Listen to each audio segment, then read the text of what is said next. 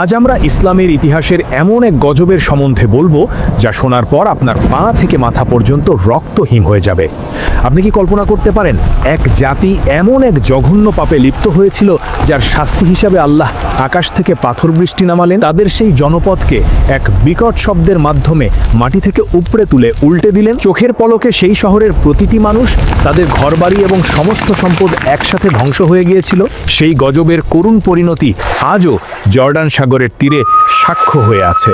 আজ আমরা জানব সেই অভিশপ্ত জাতি কওমে লুতের ইতিহাস, তাদের পাপের চূড়ান্ত সীমা এবং আল্লাহর গজবের সেই ভয়ানক পরিণতি। কওমে লুত ছিল হজরত ইব্রাহিম আলাইহিসসালামের ভাগ্নে হজরত লুত আলাইহিসসালামের জাতি। এই জাতির আবাসস্থল ছিল আধুনিক জর্ডান ও ফিলিস্তিনের মধ্যবর্তী স্থানে, যার প্রধান শহর ছিল সাদুম। এই জাতিটা ছিল সম্পদশালী এবং বিলাসবহুল জীবনযাত্রায় অভ্যস্ত, কিন্তু তাদের এই সমৃদ্ধির আড়ালে ছিল এক চরম নৈতিক অধঃপতন।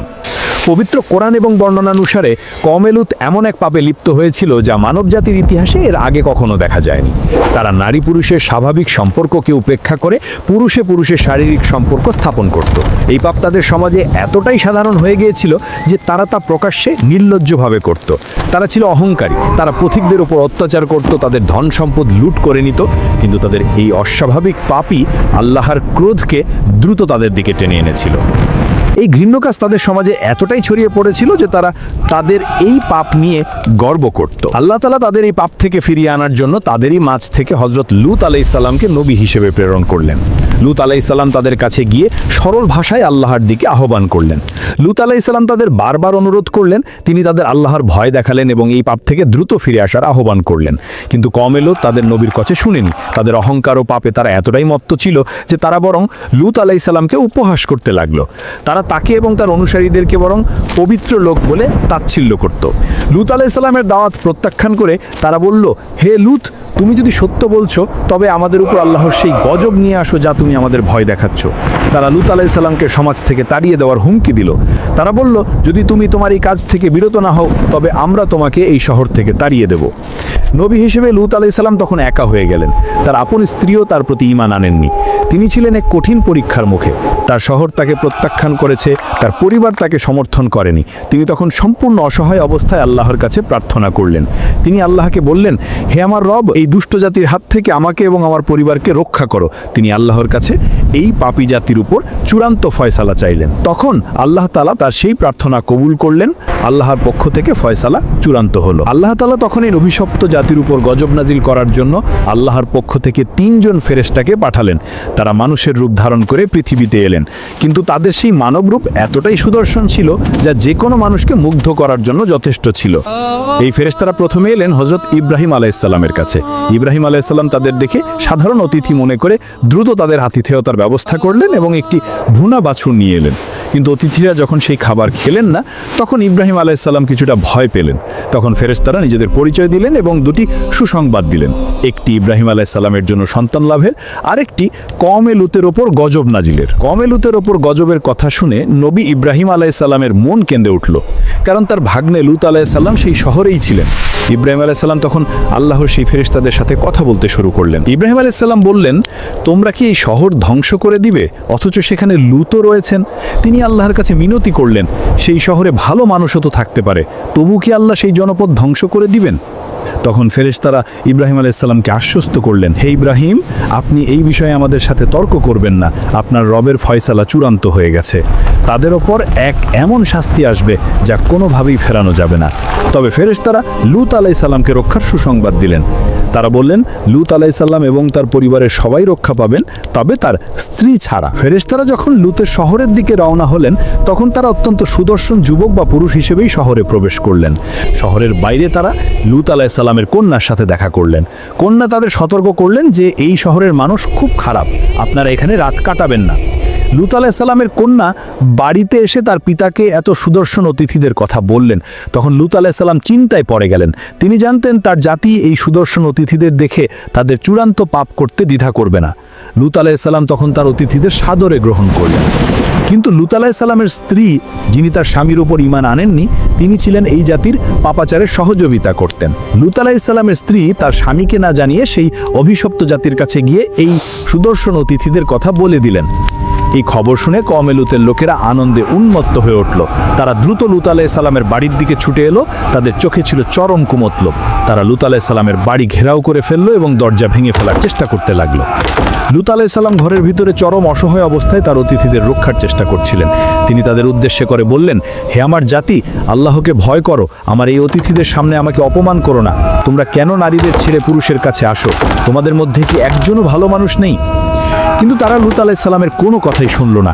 তারা বলল, তুমি জানো আমরা এখানে কেন এসেছি। তুমি কি চাও না যে আমরা এদের সাথে সেই নোংরা কাজটি করি?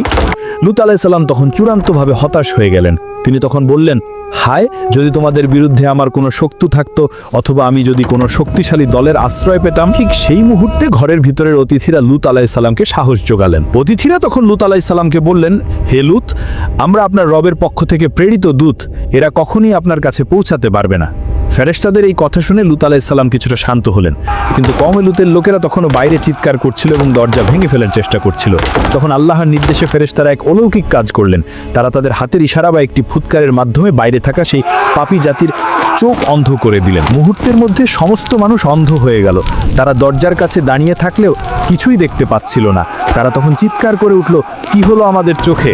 আমাদের উপর জাদু করা হয়েছে, আমরা পথ হারিয়েছি। অন্ধত্বের এই প্রাথমিক গজব পেয়ে তারা তখন হতাশ হয়ে সেখান থেকে ফিরে গেল। চোখ অন্ধ হওয়ার পর তারা বুঝতে পারল না যে তাদের উপর আরও ভয়ঙ্কর শাস্তি আসছে। কিন্তু লূত আলাইহিস সালাম এবং তার পরিবারের মুক্তির জন্য সময় ঘনিয়ে এলো। ফেরেশতারা তখন লূত আলাইহিস সালামকে গজব নাজিলের চূড়ান্ত সময়টি জানিয়ে দিলেন। ফেরেশতারা বললেন, আপনার পরিবারকে নিয়ে রাতের শেষ ভাগে এই শহর ছেড়ে চলে যান। আপনি এবং আপনার অনুসারীরা পেছনে ফিরে তাকাবেন না, তবে আপনার স্ত্রী ছাড়া। এখানে লূত আলাইহিস সালামকে স্পষ্ট নির্দেশ দেওয়া হলো, রাতের শেষ ভাগ হলো গজব নাজিলের সময়। কেন রাতের শেষ ভাগ? কারণ সাধারণত সেই সময় মানুষ ঘুমে আচ্ছন্ন থাকে। নবী লূত আলাইহিস সালাম তার অনুসারীদের নিয়ে যখন শহর ছেড়ে দূরে সরে গেলেন, তখন গজব নাজিলের সময় ঘনিয়ে এলো। কওমে লূতের লোকেরা তখনও তাদের ঘরে ঘুমে আচ্ছন্ন, বা কেউ কেউ হয়তো জেগেও ছিল, কিন্তু কেউ জানতো না যে এটাই তাদের জীবনের শেষ রাত। ভোর হওয়ার ঠিক আগে আল্লাহর নির্দেশে প্রথম গজবটি নাজিল হলো। একটা বিকট শব্দ। এই শব্দটি কোনো সাধারণ শব্দ ছিল না। এটি ছিল এত তীব্র, এত বিকট যে তা মানুষের শ্রবণেন্দ্রকে ধ্বংস করে দেওয়ার জন্য যথেষ্ট ছিল। কওমে লূতের লোকেরা সেই শব্দে আতঙ্কিত হয়ে ওঠে এবং তাদের হৃৎপিণ্ড কেঁপে ওঠে। এই শব্দের তীব্রতা এতটাই ছিল যে অনেক মানুষ সেই শব্দেই মারা গিয়েছিল। বিকট শব্দের পর শুরু হলো আল্লাহর গজবের দ্বিতীয় পর্যায়, যা ছিল আরও ভয়ানক।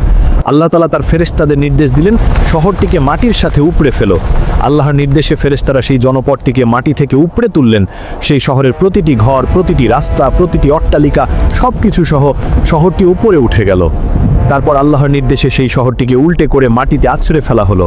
অর্থাৎ সেই শহরকে উপর থেকে নিচে এমনভাবে নিক্ষেপ করা হলো, যা ছিল উপরে তা নিচে চলে গেল, আর যা ছিল নিচে তা উপরে চলে এলো। এই আঘাতে পুরো শহরটি ধূলিসাৎ হয়ে গেল। শহর উল্টে যাওয়ার পরও শাস্তি শেষ হয়নি। আল্লাহ তাআলা তখন এই অভিশপ্ত জাতির উপর চূড়ান্ত গজব নাজিল করলেন, যা ছিল পাথর বৃষ্টি।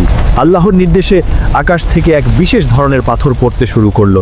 এই পাথরগুলো ছিল পোড়া মাটির তৈরি, যার প্রতিটি পাথরে সেই পাপীদের নাম লেখা ছিল।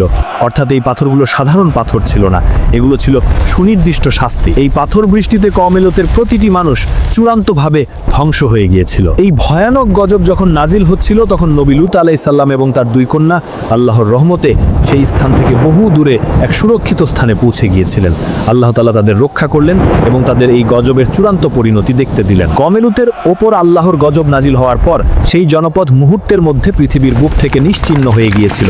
কিন্তু আল্লাহ তাআলা এই গজবের এমন এক চিহ্ন পৃথিবীতে রেখে গেছেন, যা আজও সেই জাতির ভয়াবহ পরিণতি এবং আল্লাহর ক্রোধের সাক্ষ্য বহন করে। কওমে লূতের শহর সাদুম ধ্বংস হওয়ার পর সেই স্থানটি একটি বিশাল জলাশয়ে পরিণত হয়, যা বর্তমানে মৃত সাগর নামে পরিচিত। মৃত সাগরটি জর্ডান ও ইসরায়েলের সীমানায় অবস্থিত। এই মৃত সাগরের বিশেষত্ব কি? প্রথমত, এটি পৃথিবীর পৃষ্ঠ থেকে সবচেয়ে নিচে অবস্থিত স্থান। এই নিম্ন অবস্থান সেই শহরগুলোর উল্টে যাওয়ার ঘটনার দিকে ইঙ্গিত করে। দ্বিতীয়ত, এই সাগরের পানি পৃথিবীর অন্যান্য সাগরের চেয়ে প্রায় 10 গুণ বেশি লবণাক্ত। এর পানিকে কোনো মাছ বা জলজ প্রাণী বাঁচতে পারে না। এই লবণাক্ততা এবং প্রাণহীনতা যেন সেই গজবের এক চিরন্তন চিহ্ন। কওমে লূতের গজবের আরেকটি গুরুত্বপূর্ণ চিহ্ন হলো লূত আলাইহিস সালামের স্ত্রীর করুণ পরিণতি। তিনি পাথরের মূর্তিতে পরিণত হয়েছিলেন। ইতিহাসবিদরা মনে করেন মৃত সাগরের কাছে আজও একটি লবণের স্তম্ভ বিদ্যমান, যা লূত আলাইহিস সালামের সেই করুণ পরিণতির প্রতীক হিসেবে দাঁড়িয়ে আছে। এটি মানুষকে স্মরণ করিয়ে দেয়, আল্লাহর বিধানের সীমা লঙ্ঘন করলে কেউ ক্ষমা পাবে না, এমনকি নবীর স্ত্রীও হলেও না। কওমে লূতের এই ঔদবের গল্প আল্লাহ তাআলা কুরআনে বারবার উল্লেখ করেছেন। এর কারণ কি? এর কারণ হলো রাসূলুল্লাহ সাল্লাল্লাহু আলাইহি ওয়াসাল্লাম ভবিষ্যৎবাণী করে গেছেন যে ভবিষ্যতে কিয়ামতের কাছাকাছি সময় এই পাপ অর্থাৎ সমকামিতা আবার সমাজে ব্যাপকভাবে ছড়িয়ে পড়বে। রাসূলুল্লাহ সাল্লাল্লাহু আলাইহি ওয়াসাল্লাম এই ধরনের পাপ থেকে উম্মতকে কঠিনভাবে সাবধান করেছেন। তিনি বলেছেন, আমার উম্মতের মধ্যে একদল লোক আসবে যারা লুতের জাতির কাজ করবে। তিনি এমন কঠিন ভবিষ্যৎবাণীও করেছেন যে যদি এই পাপ সমাজে ছড়িয়ে পড়ে তাহলে এই জাতির ওপরও অতীতের জাতিগুলোর মতো শাস্তি নাজিল হতে পারে। এই কারণে কওমে লুতের গজবের গল্প শুধু ইতিহাসের অংশ নয়, এটি আমাদের জন্য একটি চূড়ান্ত ভবিষ্যৎবাণী। এটি আমাদের স্মরণ করিয়ে দেয় ব্যক্তিগত স্বাধীনতা বলে কোনো কিছু নেই যা আল্লাহর দেওয়া নৈতিক সীমার বাইরে। আসুন আমরা সকলে প্রতি মুহূর্তে আল্লাহর কাছে দোয়া করি যেন তিনি আমাদের এবং আমাদের সমাজকে এই ভয়ানক পাপ এবং এর গজব থেকে রক্ষা করেন। আমরা যেন সর্বদা পবিত্র ও সরল পথে থাকি। আল্লাহ আমাদের সকলকে তার রহমতের ছায়ায় স্থান দিন। আমিন। আপনি যদি এই ভিডিও থেকে সামান্যতম উপকৃত হয়ে থাকেন এবং এই বার্তাটি অন্যদের কাছে পৌঁছে দিতে চান, তবে অবশ্যই আমাদের এই প্রচেষ্টাকে সমর্থন করুন। এই ভিডিওটি আপনার সকল প্রিয়জন, বন্ধু এবং পরিবারের সাথে শেয়ার করুন। আমাদের চ্যানেলকে আরও সুন্দর ইসলামিক শিক্ষামূলক কন্টেন্ট তৈরির জন্য এখনই এই ভিডিওটিতে একটি লাইক দিন এবং আমাদের পরবর্তী ভিডিও দেখার জন্য সাবস্ক্রাইব করে পাশে থাকা ঘন্টা বাটনটি চেপে দিন। আল্লাহ আমাদের সকলকে তৌফিক দান করুন। আসসালামু আলাইকুম ওয়া রাহমাতুল্লাহ।